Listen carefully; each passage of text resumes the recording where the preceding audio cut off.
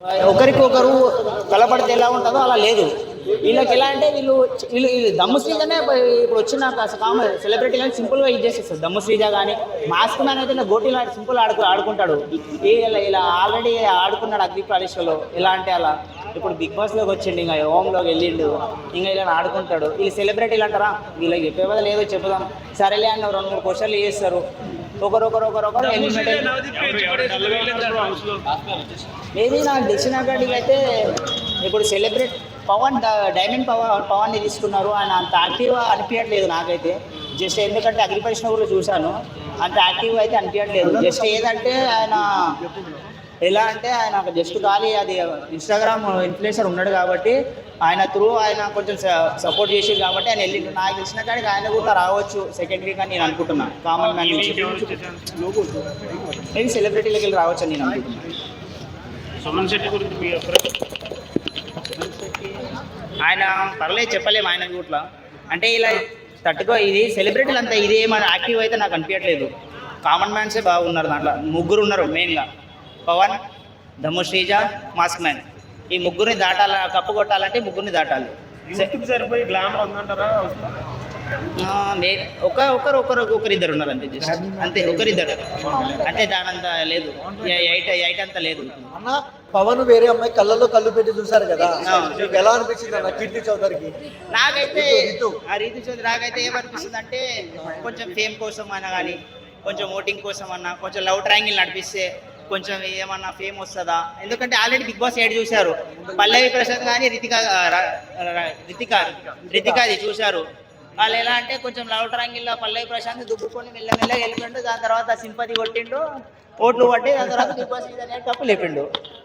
వీళ్ళు ఏమైపోయిందంటే అన్ని చూసి అలవాటు అయిపోయింది. ఏదన్నా ఒక లవ్ ట్రాంగిల్ మనం పెడితే ఎలా ఉంటుంది, బాగుంటుంది కదా అన్నట్లు వీళ్ళు ఏం చేస్తారు, ప్రతి ఒక్కరు ఒక రాయేస్తారు. వీడు పడతాడా పడడా, వీడు పడకుంటే మాట్లాడి కాకుంటే వేరే చూద్దాం. వీళ్ళు కూడా ఇలా చేస్తారు, బాయ్స్ కూడా సరేలే మనం కూడా ట్రై చేద్దాం, మనం కూడా చూసాం కదా. ఫస్ట్ ఏం చేస్తారు, మంచిగా ఉంటారు. లాస్ట్కి వస్తే అక్క బాగున్నావా అంతా వెళ్ళిపోతారు. Strategy 100% strategy. ఎందుకంటే స్క్రీన్ మీద ఒకలాగా, స్క్రీన్ తర్వాత ఒకలాగా ఉంటారు పబ్లిక్. అన్న మనం చూసుకున్నట్టయితే కామన్ మ్యాన్ లోనే ముందే పరిచయం చేసినారు అగ్ని పరీక్ష ద్వారా. అవును, వాళ్ళలో కొంతమందిని తీసుకున్నారు.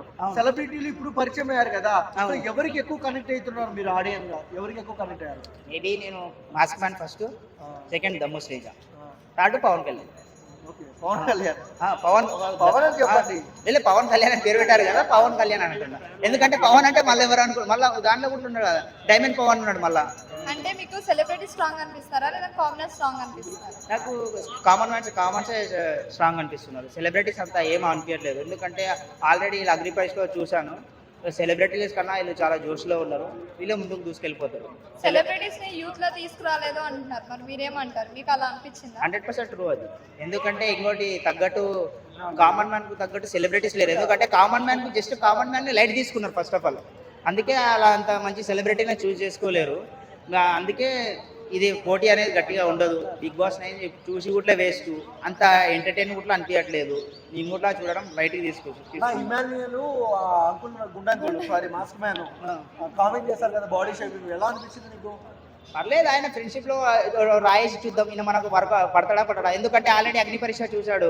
ఈయన దగ్గర కొంచెం మనం మ్యానిపులేట్ చేసి కొంచెం ఇది చేసి దగ్గర ఉంటే మనం బెస్ట్లో ఉంటాం. ఆయన దగ్గర మనకు నామినేట్ చేయకుండా మన ఫేవర్లో ఉంటాడని ఆలోచించి ఆయనని దగ్గర కావడం కోసం గుండంకులు అని అన్నాడు. ఆయన ఏం చేసిండు, అరే నన్నే గుండంకులు అంటావా అని ఆయన రివర్స్ అయిపోయిండు.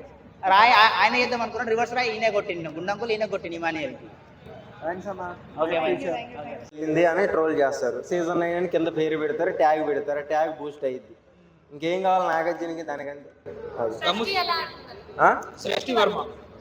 ఆడేవాళ్ళందరూ బాగానే ఆడుతున్నారు, కాకపోతే ఏంటంటే ఉట్టిగా మాటలు పడతా వెళ్ళినట్టు అయితే అనిపిస్తుంది నాకు. అది సీజన్ 9 అంత బజ్ అయితే రావట్లా. ఇదే టైంకి సీజన్ 8 ఎంత గట్టిగా ఎలా మాట్లాడాము ఏంటి అన్నది అందరికి తెలిసింది. సీజన్ 9 అంతా ఏం లేదు. బస్ రావాలంటే లోపలికి వైల్డ్ కార్డ్ ఎంట్రీస్ ని ఎవరిని పంపిస్తే బాగుంటుంది? మళ్ళీ పల్లవి ప్రసాద్ తీసుకెళ్ళండి లోపలికి వైల్డ్ కార్డ్తో. మళ్ళీ ఒకసారిగా బదులు వేసింది, మళ్ళీ ఒకసారిగా మళ్ళీ అద్దాలు బదులుతాయి, అంతే ఏమనదు. సో అట్లా రాదు భయ్య. నీకు ఫోన్ చేసిందా? లేదు, వాళ్ళు రాదు.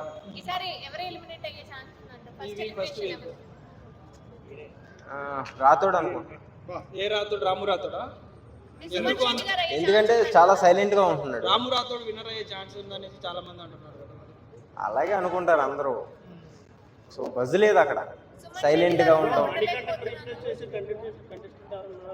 ఎవరో మణికంఠ ఏమో భయ్యా, ఇంకా క్లారిటీ తెలియట్లేదు ఎవరి మైండ్ సెట్ ఎట్లా అని. వీళ్ళు కావాలని ఆడుతున్నారా లేకపోతే వాళ్ళు ఏమన్నా కాన్సెప్ట్ చెప్పారా ఏంటి అర్థం కావట్లేదు. కొన్ని వర్డ్స్ అయితే నిజంగా వాళ్ళు ఏదో చెప్పి రాసి పెట్టినట్టుగా ఇలాగే మీరు మాట్లాడండి వాళ్ళ మీదకి పంపించినట్టుగా అనిపిస్తున్నాయి కొన్ని అయితే. గ్రామర్ విషయంలో ఎక్కడా తగ్గేది లేదు.